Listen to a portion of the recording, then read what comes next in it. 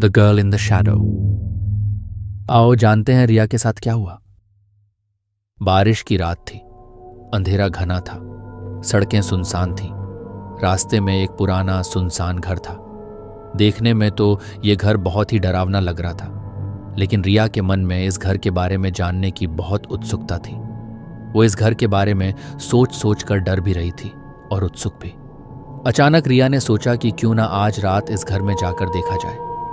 रात के अंधेरे में ये बात और भी डरावनी लग रही थी, लेकिन रिया ने हिम्मत करके घर के अंदर जाने का फैसला किया।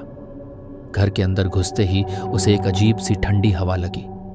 घर के अंदर बहुत ही अंधेरा था। कुछ ही दूर जाकर रिया ने देखा कि घर के बीचों बीच एक दरवाज़ा है। रिया ने हिम्मत करके उस दरवाजे को धीरे से खोला। अंदर का नज़ारा देखकर रिया दंग रह गई। कमरा बहुत ही बड़ा था और चारों तरफ से अंधेरा छाया हुआ था। रिया ने अपने फ़ोन की टॉर्च जला ली। टॉर्च की रोशनी में उसने देखा कि कमरे के एक कोने में एक छोटी सी बच्ची बैठी हुई है। बच्ची का चेहरा बहुत ही डरावना था। उसकी आंखें लाल थीं और वो रिया को ही देख रही थी। रिया की सांसें फूलने लगीं। वो धीरे धीरे पीछे हटने लगी। तभी बच्ची ने रिया की तरफ हाथ बढ़ाया। रिया चीख उठी और वहां से भाग खड़ी हुई। रिया ने जैसे तैसे अपने आप को संभाला और घर से बाहर निकल आई, लेकिन उस बच्ची का चेहरा उसके दिमाग से नहीं जा रहा था।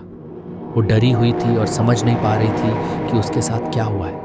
तभी उसे लगा कि कोई उसका पीछा कर रहा है। वो तेजी से भागी, लेकिन पीछे से आने वाली सांसें उसके गले में रेंग रही थी। रिया ने अपना सारा जोर लगा दिया और भागती रही। वो एक सुनसान गली में पहुंची और वहां जाकर छिप गई। कुछ देर बाद जब उसे लगा कि अब कोई नहीं है, तो वो वहां से निकली। लेकिन जैसे ही वो गली से बाहर निकली, उसके सामने वो बच्ची खड़ी थी। बच्ची का चेहरा इस बार और भी डरावना लग रहा था। रिया की सांसें फूलने लगीं और उसके पैरों में ताकत ही नहीं रही। वो वहीं जमीन पर गिर गई। बच्ची ने रिया के पास आकर उसके कान के पास कुछ फुसफुसाया। रिया ने कुछ सुना तो, पर वो समझ नहीं पाई। वो बस इतना जानती थी कि अब उसका अंत करीब है। बच्ची ने रिया के कान में कहा, "ये घर मेरा है, यहाँ पर कोई नहीं आ सकता।" रिया की आंखें डर से बड़ी हो गईं। वो समझ गई थी कि वो अब नहीं बच सकती। तभी बच्ची ने रिया के गले पर हाथ रखा और रिया की जान निकल गई।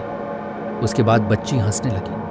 उसकी हंसी की आवाज़ रात के अंधेरे में बहुत ही डरावनी लग रही थी। अगली सुबह जब लोग घर से बाहर निकले तो उन्होंने देखा कि रिया का शव घर के बाहर पड़ा है। उसके चेहरे पर बहुत ही डर का भाव था। लोगों ने पुलिस को खबर की, लेकिन पुलिस कुछ पता नहीं लगा पाई।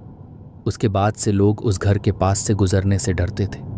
उन्हें लगता था कि रात के अंधेरे में वो बच्ची अभी भी उस घर में रहती है और लोगों को डराती है।